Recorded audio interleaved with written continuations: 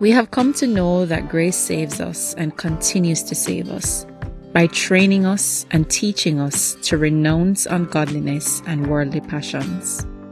But how does it do that? That important question is answered in today's episode. So how does grace do it? How does it work? So Galatians 5:16 to 18.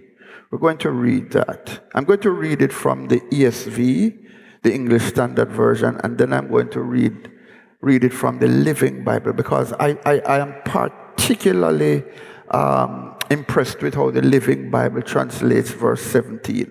But the ESV translates the verses like this. But I say, walk by the Spirit, and you will not gratify the desires of the flesh. That's the answer. That's the answer to dealing with all our spiritual weaknesses. There's no other way. All the Power Ranger prayers that you pray and speaking in tongues and stomping and chomping and spinning your roll and rolling your spin, it's not going to do it for you.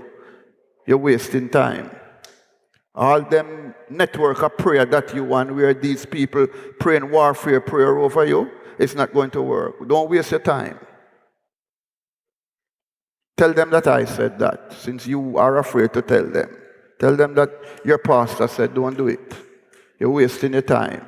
Walk in the Spirit, or walk by the Spirit, and you will not gratify the lust of the flesh. For the desires of the flesh are against the Spirit, and the desires of the Spirit are against the flesh.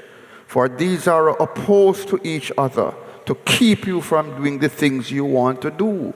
But if you are led by the Spirit, you are not under the law. The Living Bible now, how does it translate these three verses? I advise you to obey only the Holy Spirit's instructions. He will tell you where to go and what to do, and then you won't always be doing the wrong things your evil nature wants you to.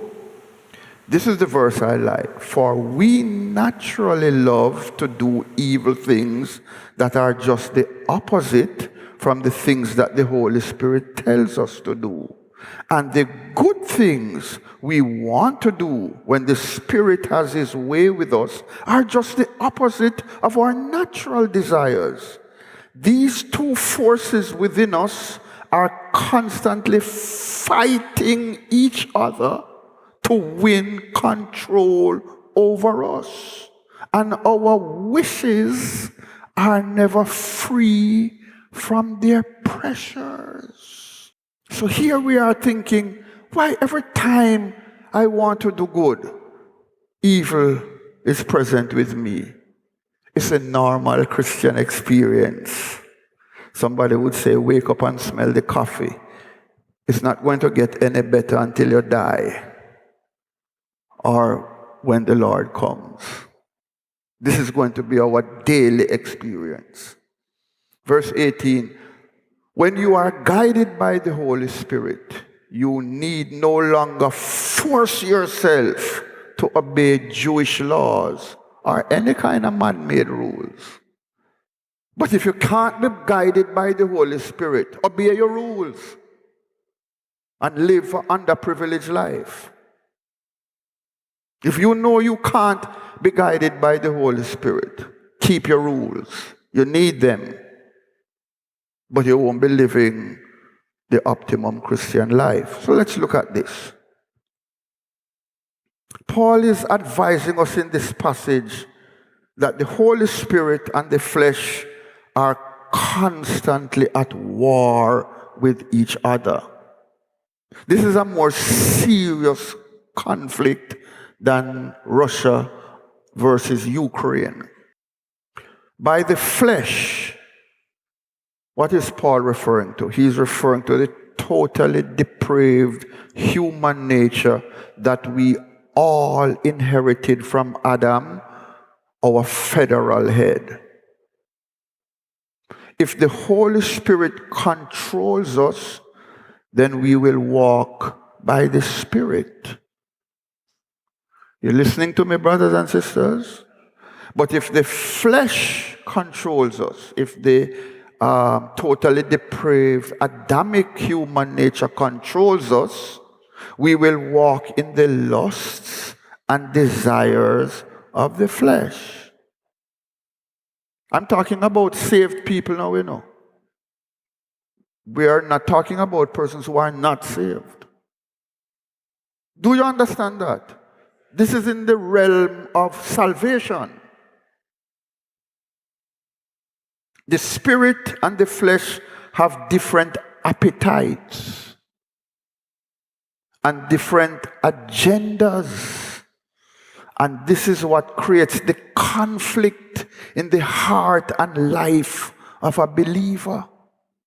You understand now why you are constantly being pulled in two ways?